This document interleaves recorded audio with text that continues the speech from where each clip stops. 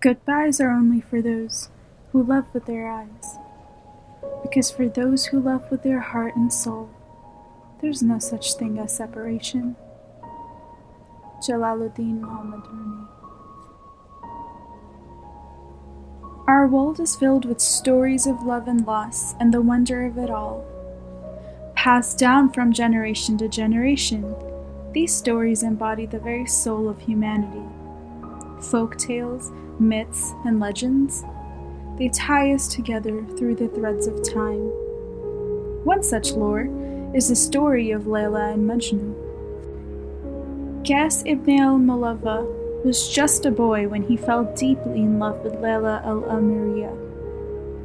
He was sure of this love on the very first day he laid eyes upon her at school. He soon began to write beautiful poems about Laila, and he would read them out loud on street corners to anybody who would care to listen.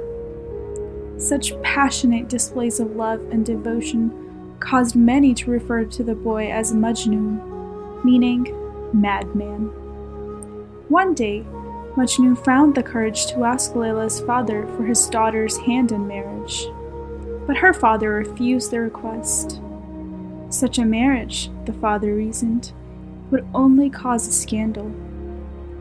It would not be proper for his daughter to marry a person whom everybody called madman. Instead, Laila was promised to another. Majnun was overcome with grief and abandoned his home and family, and disappeared into the wilderness. He lived a miserable life of solitude among the wild animals, spending his days composing poems to his beloved Laila. Laila was forced to marry another man, and although she did not love him because her heart still belonged to Majnun, she remained a faithful wife. The news of this marriage was devastating to Majnun, who continued to live a life of solitude, refusing to return home to his mother and father in the city. Majnun's mother and father missed their son terribly and longed every day for his safe return home. They would leave food for him at the bottom of the garden in the hopes that one day he would come back to them out of the desert. But Majnun remained in the wilderness, writing his poetry in solitude, never speaking to a single soul. Majnun spent all of his time alone, surrounded only by the animals of the wilderness that gathered around him and protected him during the long desert nights. He was often seen by travelers who would pass him on their way towards the city. The travelers said that Majnun spent his day reciting poetry to himself and writing in the sand with a long stick. They said that he truly was driven to madness with a broken heart. Many years later, Majnun's father and mother both passed away.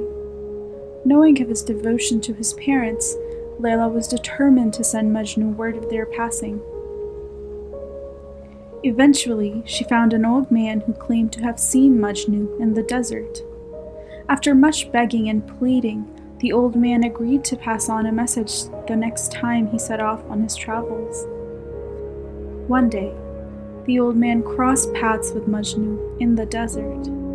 There, he solemnly delivered the news concerning the death of Majnun's parents, and was forced to witness what a terrible blow this was to the young poet.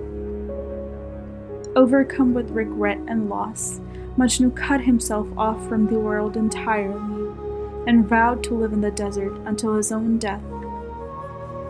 Some years later, Laila's husband died. The young woman hoped that finally she would be with her one true love, that finally she and Majnun would be together forever. But sadly, this was not to be. Tradition demanded that Laila remain in her home alone to grieve for her dead husband for 2 whole years without seeing another soul. The thought of not being with Majnun for 2 more years was more than Laila could bear. They'd been separated for a lifetime, and 2 more years of solitude, 2 more years without seeing her beloved, was enough to cause the young woman to give up on life. Laila died of a broken heart, alone in her home, without ever seeing Majnun again. News of Laila's death reached Majnun in the wilderness. He immediately traveled to the place where Laila had been buried, and there he wept and wept until he too surrendered to the impossible grief and died at the graveside of his one true love. I passed by these walls, the walls of Laila, and kissed this wall and that wall. It's not love of the houses that has taken my heart, but of the one who dwells in those houses.